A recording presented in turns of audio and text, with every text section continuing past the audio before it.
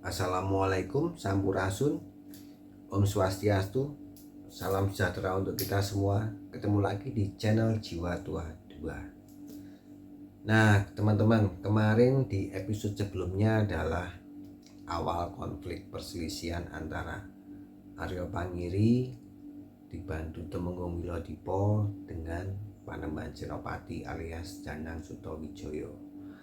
Awal konflik Pajang dan Mataram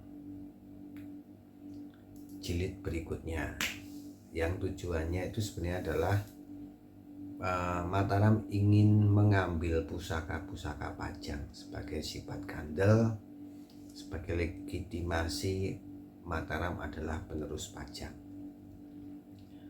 Pasukan sudah dipersiapkan dengan matang oleh Panembahan Senopati, dibantu oleh Ki Juru Martani yang sudah bergelar sebagai Patih Mondoroko, dan sudah dipersiapkan juga dengan menggalang pasukan-pasukan atau perwira Pajang yang tersingkir dan sakit hati untuk membantu Mataram merampas atau mengambil mengambil pusaka Pajang. Di bagian ini adalah bagian selanjutnya, saya akan membacakan ceritanya. Bagaimana ceritanya selanjutnya yang setelah satu ini.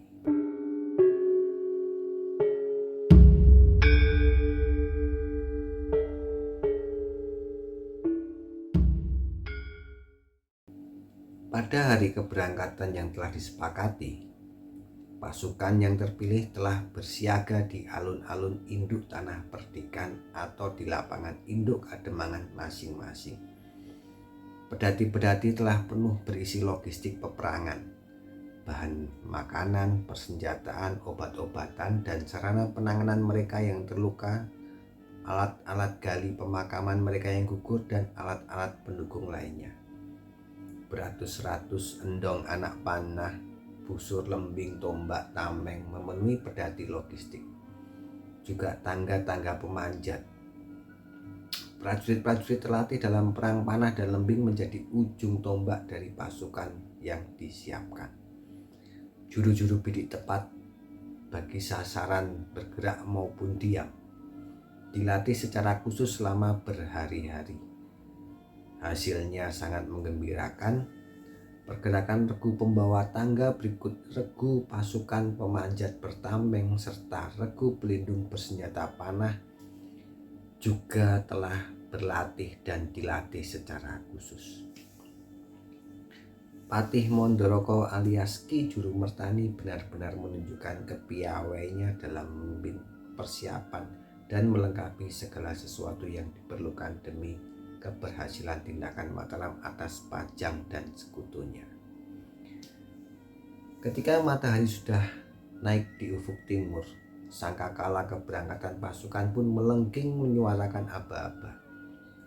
Pasukan berpanji-panji tanah perdikan, berpanji-panji Kademangan bergerak beriring menuju kota Raja Pajang. Umbul-umbul dan panji-panji mereka berkibar di tiup angin pagi yang sejuk. Para pimpinan pasukan dan petinggi tanah perdikan dan Kademangan yang ikut dan para petugas penghubung berada di atas punggung kuda dengan dada tegap dan kepala tengadah. Mereka berderap di sisi barisan. Di bagian belakang, iring-iringan pedati logistik dihela lembu-lembu benggalanan perkasa. Gemeretak suara roda memberi irama yang khas bagi gerakan pasukan. Di alun-alun Mataram, pasukan induk telah pula diberangkatkan. Seregu utusan dipimpin oleh Senopati yang bertugas sebagai panglima perang, membawa tanda-tanda kebesaran Panembahan. Berikut panji-panjinya sendiri. Bergerak sebagai cucuk barisan, bertugas menyampaikan tuntutan kepala pemerintahan Sang Panembahan Senopati kepada Adipati Pajang. Dalam induk pasukan Mataram bergabung pasukan khusus yang atas perintah Patih Mondoroko berlatih bergerak dalam tata gelar tertentu yang dirancangnya khusus untuk serangan ini. Dan di antara pedati logistik pasukan induk Mataram yang bergerak beriring adalah empat pedati khusus bermuatan gelondong kayu pinilih alas mentau, besarnya hampir sepelukan tangan, dimanterai empu pembuatnya untuk mendobrak pintu-pintu gerbang kota Raja Pajang.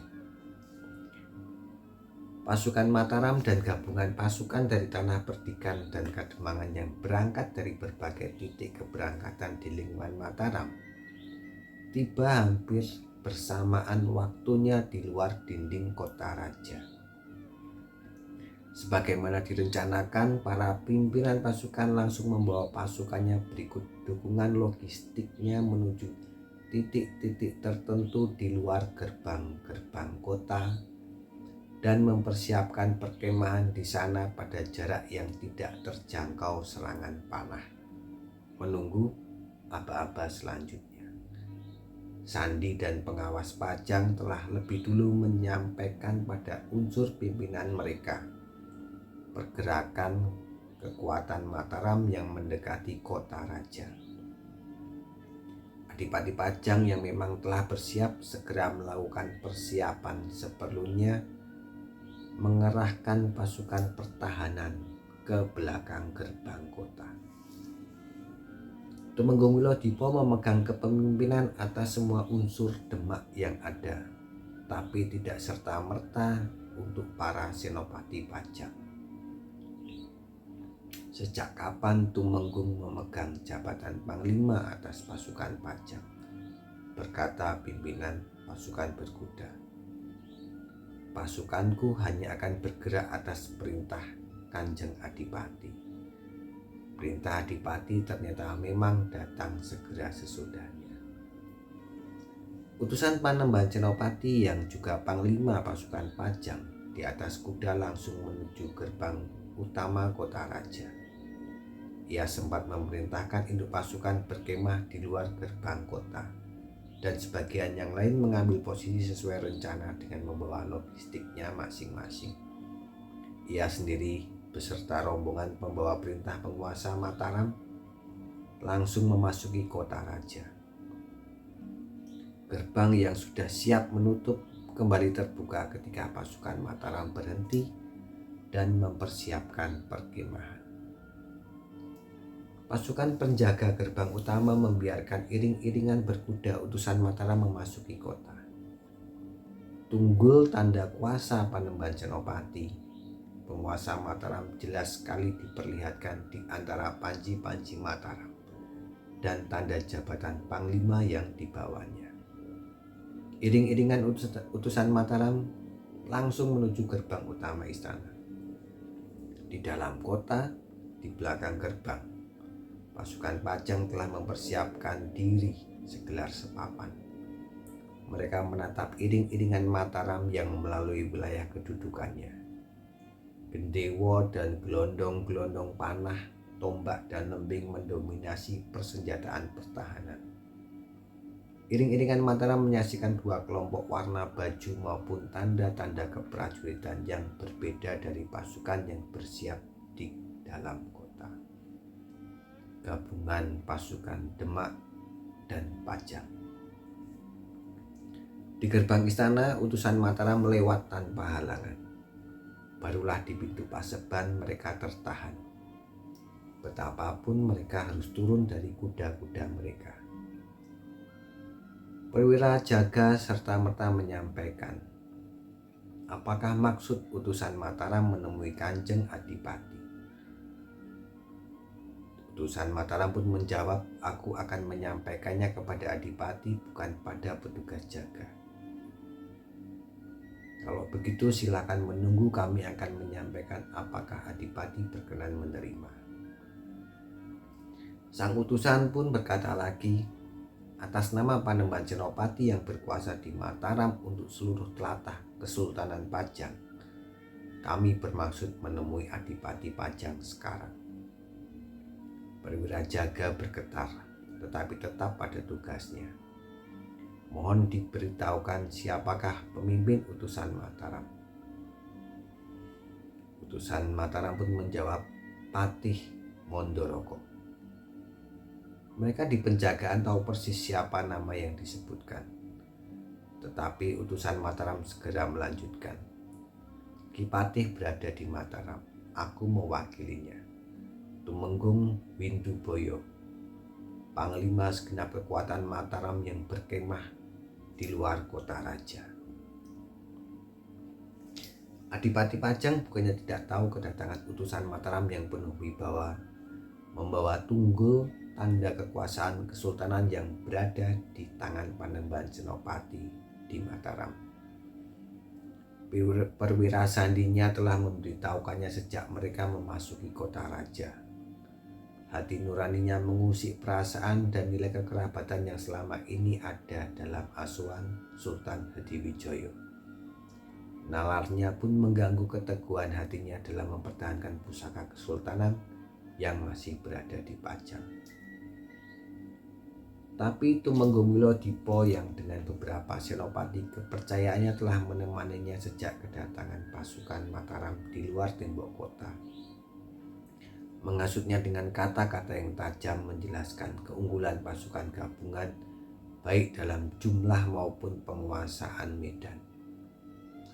Meskipun Adinda Kanjeng Adipati di Jipang tidak bersedia ikut campur, bahkan menunjukkan kelemahan hatinya dengan meminta Pajang tidak membangkang terhadap Mataram, tapi gabungan pasukan Demak dan Pajang sudah dari cukup.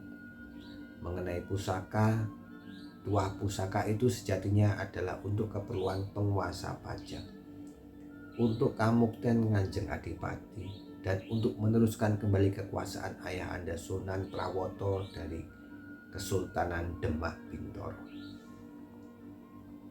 Adipati Pajang pun mengambil ketetapan, siapkan pertempuran, aku akan menolak permintaan Mataram. Benda pusaka itu berada di Pajang, untuk keperluan Pajang dan yang berwenang atasnya. Beberapa senopati atas palilah Tumenggung Wilodipo segera melaksanakan perintahnya. Ketika utusan Mataram akhirnya diterima, Adipati Pajang bertanya tanda kuasa Panembahan Senopati dengan ibu jari pimpinan utusan menunjuk tunggul kesultanan. Adipati kemudian menyampaikan pendirian tegasnya untuk mempertahankan pusaka Pajang untuk tetap pada tempatnya. Utusan Mataram setelah memohon maaf menyampaikan bahwa ia sejatinya diperintah untuk menyampaikan salam taklim Panembahan kepada Adipati Pajang dan segenap keluarga di istana. Dan selanjutnya adalah untuk menangkap Tumenggung Wilodipo atas kegiatan mata-mata dan upaya pembunuhan terhadap utusan resmi pemerintah Mataram. Mohon Kanjeng Adipati menyerahkan Tumenggung Wilodipo selanjutnya dalam kedudukan sebagai panglima pasukan yang berkemah di luar kota raja. Hamba akan menarik seluruh pasukan kembali ke barak masing-masing di Mataram. Adipati Pajang dan segenap yang menemaninya terhenyak. Sebelum sempat mereka bereaksi, utusan Mataram melanjutkan. Panembahan Senopati juga menyampaikan kiranya Kanjeng Adipati mempunyai hati dan nalar yang jernih, agar jangan hanya karena seorang saja, seorang Tumenggung yang melakukan kegiatan mata-mata dan melakukan upaya pembunuhan aparat negara. Tumenggung Wilodipo pun membentak, tapi utusan Mataram meneruskan tidak kalah kerasnya dan melakukan percobaan pembunuhan aparat negara. Korban-korban di kedua pasukan harus berjatuhan. Tumenggung Wilodipo kemudian berteriak. Utusan Mataram berteriak lebih keras lagi. Jangan sampai prajurit-prajurit Mataram, Pajang, dan Demak yang perwira harus menjadi korban demi seorang saja, Tumenggung pengkhianat, pembunuh petugas negara. Tiba-tiba ruangan Paseban bergetar. Suara amat keras menggelegar di tempat itu. Aryo Pangiri pun membentak dan berkata bahwa dia yang berkuasa di sini. Kemudian dia mengusir utusan Mataram. Utusan Mataram dan segenap yang hadir di Paseban terdiam. Hening dan sunyi di Paseban hanya bunyi napas berhembus satu-satu. Keluar, bentak Adipati Pajang. Jari telunjuknya menuding ke halaman Paseban. Utusan Mataram menghela napas melegakan sesak di dadanya. Mohon ampun Kanjeng Adipati. Jawaban apakah yang harus hamba sampaikan kepada Panembahan Senopati? Adipati Pajang pun berkata, itu semua fitnah. Sampaikan kepada Kakanda Panembahan, Pajang akan mempertahankan penasihat Kadipaten Tumenggung Wilodipo. Atas utusan Mataram, perintah Panembahan Senopati telah jatuh. Pengambilan paksa Tumenggung Wilodipo sekaligus pusaka sifat kandel Kesultanan harus dilakukan, dan harus secepatnya. Pengepungan mesti diperketat, jangan ada yang lolos dari kota raja. Wilodipo bisa saja melarikan diri dengan membawa pusaka, atau bisa saja pusaka itu dirusakkan, dipatahkan, atau dihancurkan. Hari pertama setelah perintah Panembahan Senopati, Pajang masih diminta secara sukarela menyalahkan Wilodipo. Penduduk dan pedagang luar kota atau daerah sekitar segera dilarang untuk masuk kota. Dipersilakan untuk kembali saja.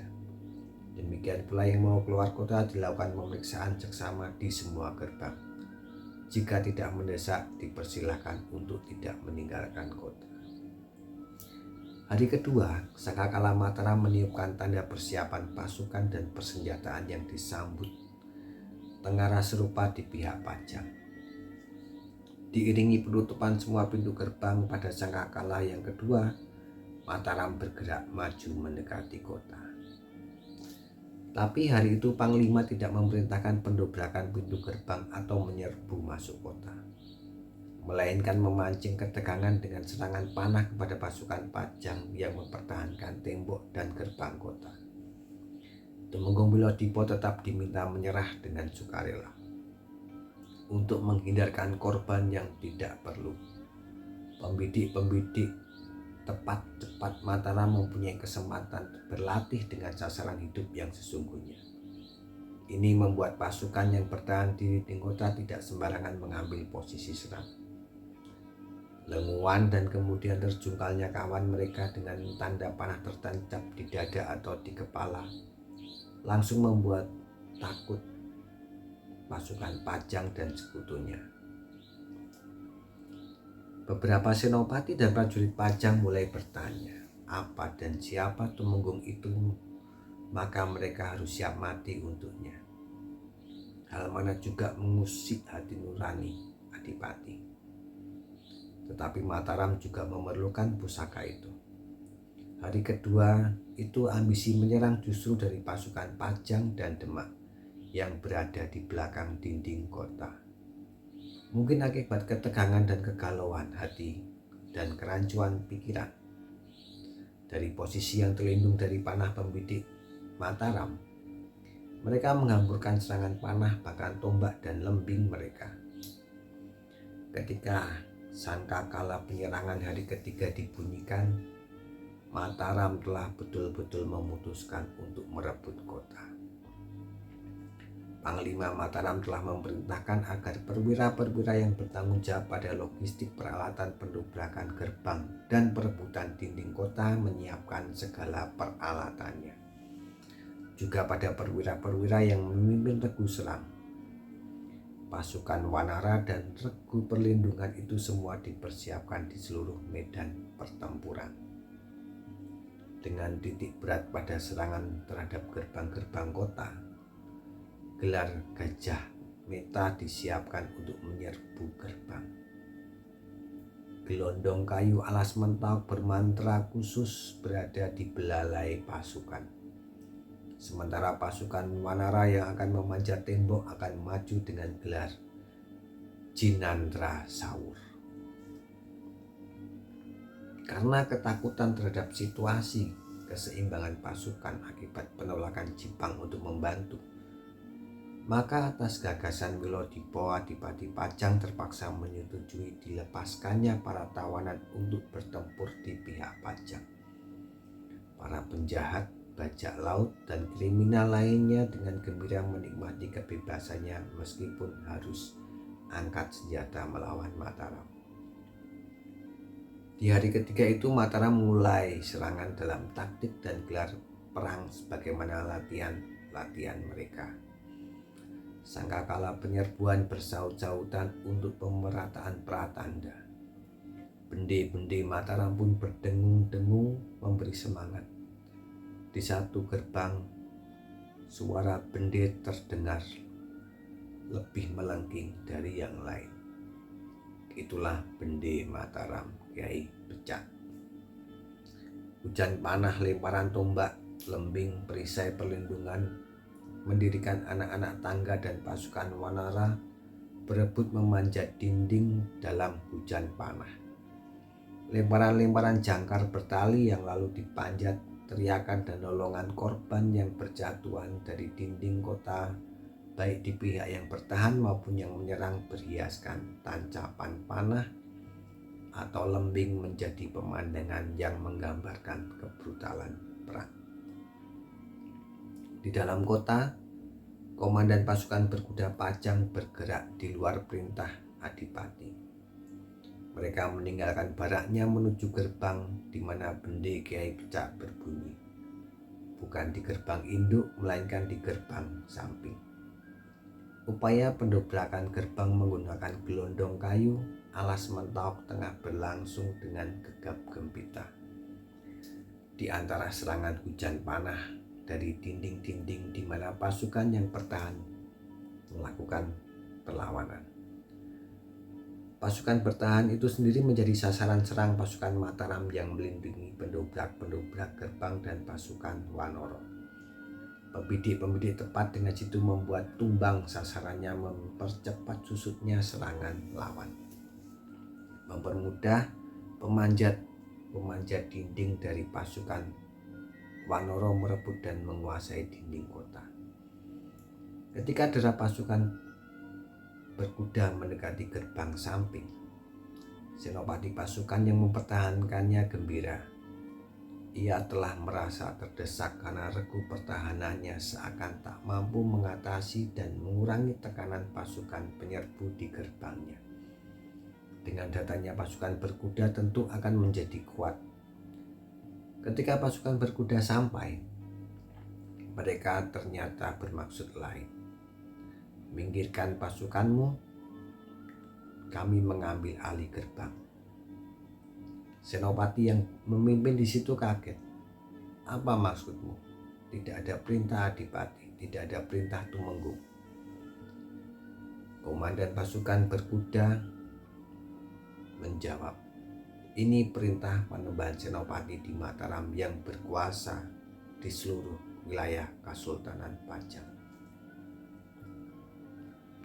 Tanpa banyak bicara, pertempuran pecah di belakang gerbang. Dibantu oleh regu khusus Sandi Yuda, dengan cepat gerbang diambil alih, dan ketika selarak dibuka diiringi sorak-sorai dan bende Kyai Becak yang bertalu-talu, pasukan Mataram masuk menyerbu kota. Sesuai rencana, sebagian besar pasukan memang dipersiapkan untuk memasuki dan merebut kota melalui gerbang itu, bukan gerbang induk. Maka di dalam kota dengan mudah mereka menaklukkan dan menerobos pasukan yang bertahan. Dan dengan dipandu pasukan berkuda menuju gerbang induk dan gerbang-gerbang lain. Para perwira pasukan sudah tahu akan tugasnya kemana prajurit-prajuritnya harus dibawa. Maka di dalam kota segera terjadi pertempuran perebutan gerbang dengan konsentrasi di gerbang induk karena sebagian besar pasukan lawan memang dipusatkan di situ. Bende Kyai Becak yang ikut masuk kota senantiasa berdengung-dengung dilindungi oleh satu regu pasukan pelindung pertameng terdiri dari prajurit dipimpin oleh perwira pilihan. Mereka mengikuti pasukan yang menuju gerbang induk. Laporan telah jebolnya salah satu gerbang akibat pemberontakan pasukan berkuda Pajang sangat memukul Adipati. Ia menyesal karena akibat pengaruh Wilodipo ia kurang memperhatikan bahkan mengabaikan perwira-perwira pasukan ini yang sebelumnya merupakan pasukan kebanggaan Joko Tingkir alias Hadiwijoyo.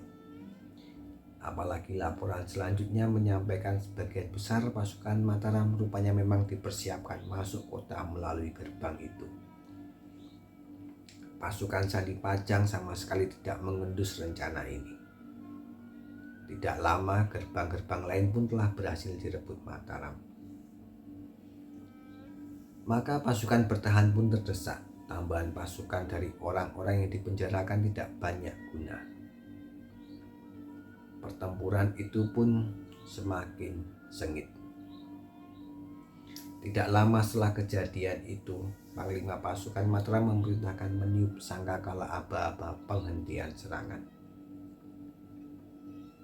Pasukan penyerang segera menyiapkan logistik yang perlu dan tempat menginap.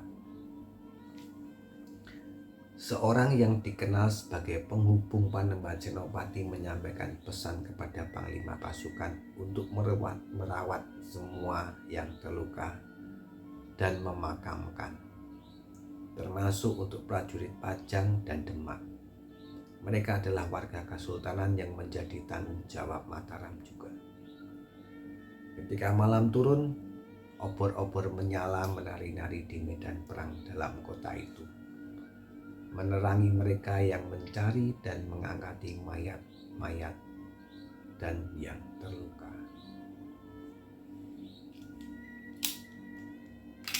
Baik teman-teman, tadi adalah bagian pasukan Mataram sudah berhasil masuk ke gerbang kota Pajang. Keberhasilan ini adalah karena bantuan para perwira-perwira Pajang yang sakit hati terhadap Tumenggung Wilodipo. Mereka berkhianat dan akhirnya membantu Mataram dengan cara membuka gerbang dari dalam, dan akhirnya pasukan Mataram bisa masuk dan mulai berperang. Ini adalah perang sampai hari ketiga hari ketiga peperangan, dan banyak terdesak juga. Untuk cerita selanjutnya bagaimana, ikuti nanti bagian selanjutnya. Terima kasih sudah menonton channel Jiwa Tua 2 dan salam.